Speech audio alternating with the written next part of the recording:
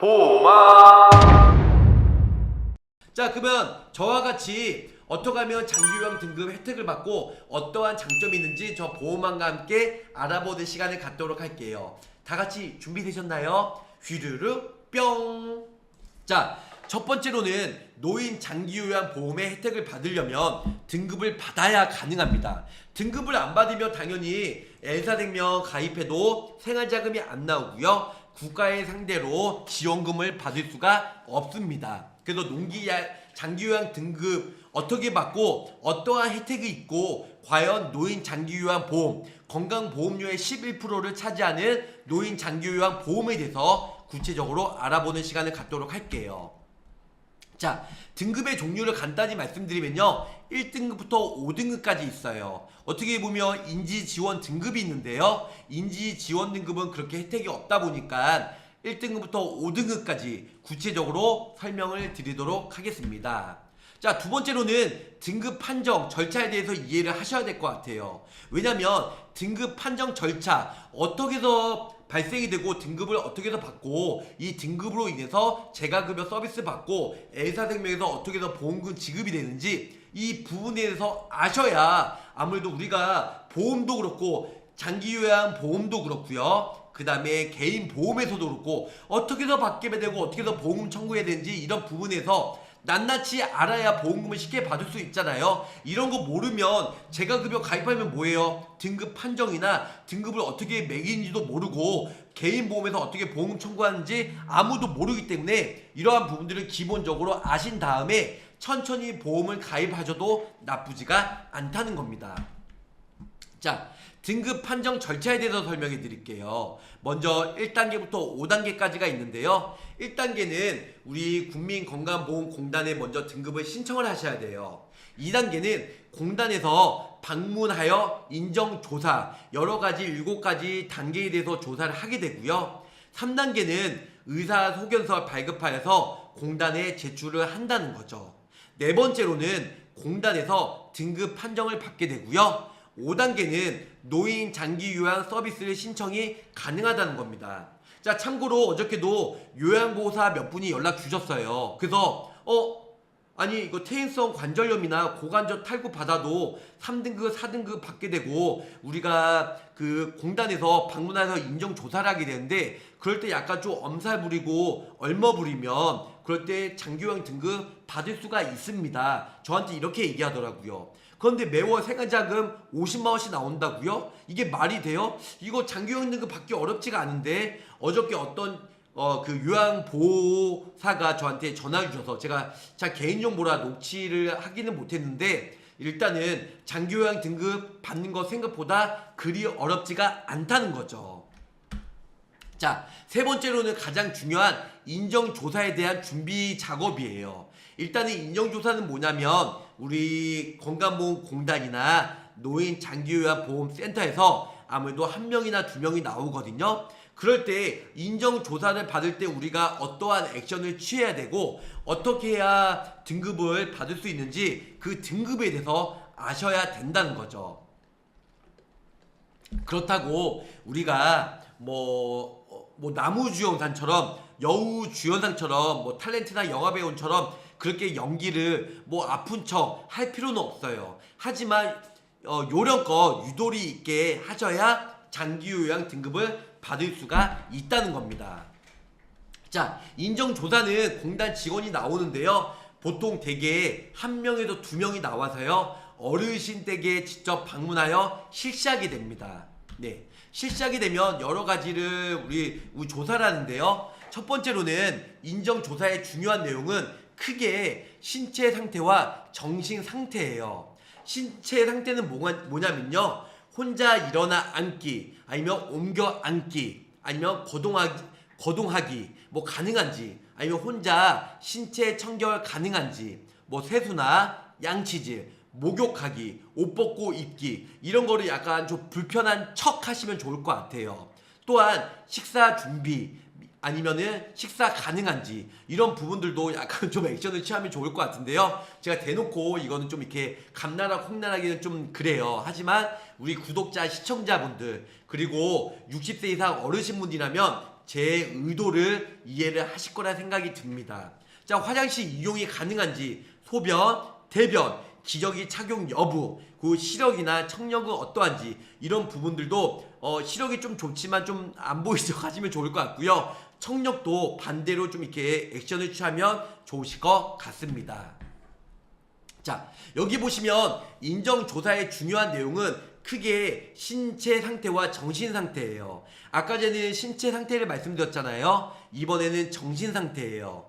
치매 여부, 간이 검사, 오늘 날짜, 장소, 나이, 계산, 기억력 등 이런 부분들도 약간의 액션을 취하면 좋으실 것 같고요. 치매 이상 행동 여부 확인이에요. 뭐 도둑 망상, 아니면 길 잃어버림, 아니면 폭력 행동, 성적 행동 이런 부분들도 정확히 잘 안다 할지라도 약간의 모른 채 하시면 플러스 알파 요인이 많이 있다는 겁니다.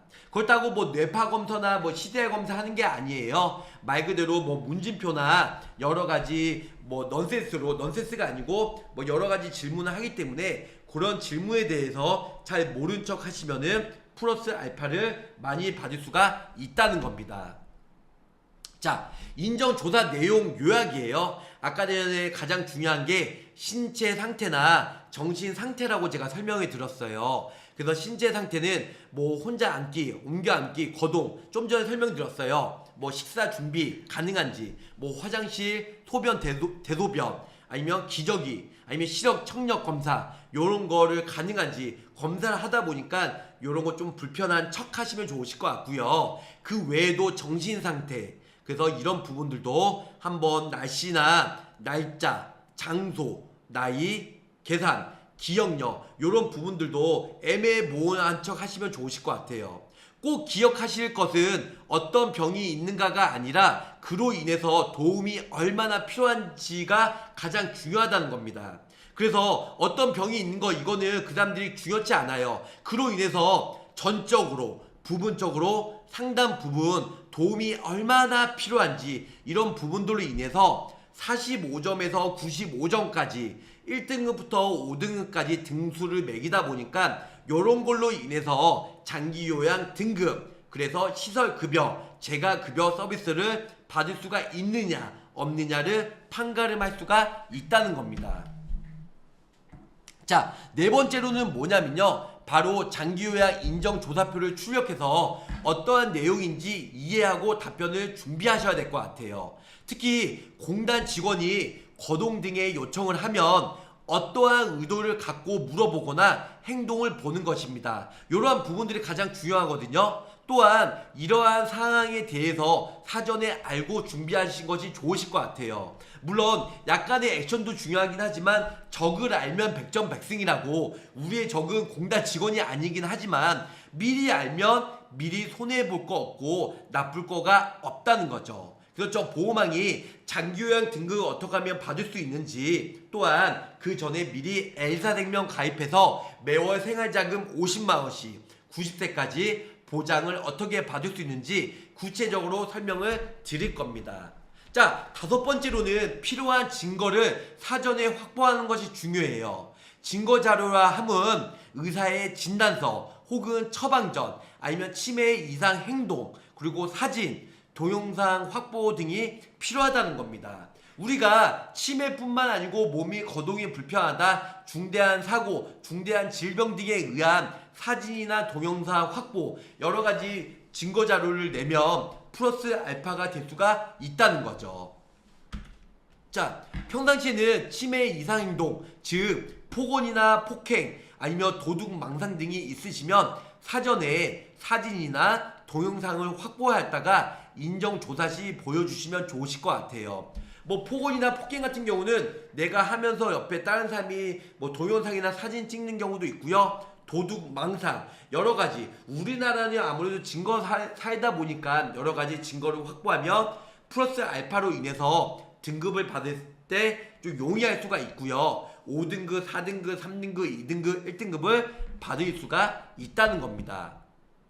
자, 여섯 번째로는 치매가 의심되면요, 병원에서 치매 판정을 받은 후에 등급 신청이 가능해요. 그래서 치매 의심되면 뭐 알코올성 치매, 여러 가지 알츠하이머, 파킨슨 여러 가지가 있잖아요. 요런 거는 치매 판정을 받은 후에 등급 신청이 가능하다 보니까 아무래도 치매가 유리할 수도 있지만 그거 외에도 퇴행성 관절염, 이제 몸이 불편하면은 등급 신청을 받으면 3등급, 4등급 나올 수가 있거든요. 그러니까 아까 전에 행동장애가 있었잖아요. 앉아서 앉기, 일어서기, 대소변 요런 부분들도 우리가 뭐 퇴행성 관절염이 있다 보면 아무래도 저 같으면 그럴 것 같아요. 제가 퇴행성 관절염은 알지만 퇴행성 관절염이 있으면 앉기, 그리고 일어서기, 그리고 여러 가지가 좀 불편할 수가 있잖아요. 계단 걷기, 아니면 도보로 걷기, 아니면 내가 대소변 볼 때도 뭐 좌변에 이제 좌변기에 앉을 때도 몸이 불편하면 제대로 앉을 수도 없고 대소변을 볼 수도 없잖아요. 이게 다 플러스 알파. 제가 말씀드렸잖아요. 여기서 팩트는 뭐냐면 이 사람이 질병에 걸리냐가 중요한 게 아니고 요런 질병으로 인해서 옆에 간병인이 필요하냐 필요하지 않냐, 이게 가장 핵심이에요. 그렇기 때문에 5등급부터 1등급까지 받으시기 어렵지가 않다는 겁니다.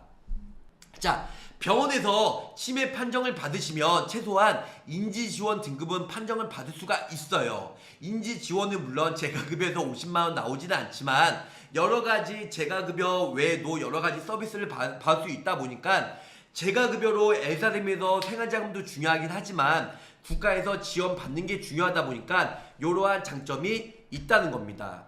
자, 7번째는 어르신이 계신 지역에 장기요양기관 혹은 방문요양센터, 주야간 보호센터, 요양원 등급 판정 관련한 도움을 요청하시면 될 것 같아요. 일단은 제가 유튜브에도 많이 올려드리고 저뿐만 아니고 많은 유튜버들도 있고요. 어떠한 의사 선생님들도 유튜브에 많이 올려드렸어요. 아니면 건강보험 홈페이지나 건강보험공단의 상담을 통해서도 무료 상담 가능한데, 일단은 어르신분들은 계신 지역의 요양기관이나 요양센터, 주야간 보호센터, 요양원 등에서 자문을 얻고 신청을 하시면 좋다는 겁니다. 본 광고는 손해보험 광고 심의 기준을 준수하였으며 유효기간은 심의 일로부터 1년입니다.